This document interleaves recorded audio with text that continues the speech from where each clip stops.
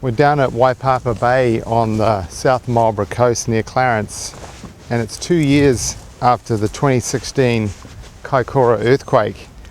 What I want to do today is take you on a visual tour of the Papatea Fault rupture as it progresses from the coastline here way inland, where it crosses a whole set of different environments. We've just come up from the coast where the fault comes on shore. Behind me is the scarp of the main strand of the Papatea Fault. This fence line's interesting because in the past it would have been dead straight like this and lining up with Kate, but because of the fault movement in the Kaikoura Earthquake, the fault here slipped horizontally as well as vertically. So you see the movement from where Kate was to where the fence ended up over there. So we're a bit further inland now. We're in a part of the Papatea Fault dominated by big landslides. This limestone hills landslide deposit that you can see behind me is about 5 million cubic meters of material that fell down the hill during the Kaikoura earthquake. So this white limestone road in front of us was flat. During the earthquake, the road went through about 9.5 to 10 meters of vertical displacement. The road has obviously been repaired since the earthquake, but it's a world record for a vertical displacement on an on-land fault. So this is a brand new exposure of the Papatea Fault right down on the Clarence River. That surface here is where all the slip is going on.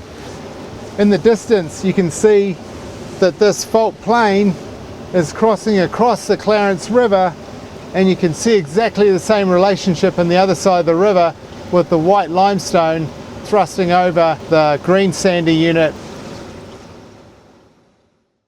Now we're in the middle of the Clarence Valley. We can clearly see the landscapes related to earthquake fault damage from the Kaikoura earthquake.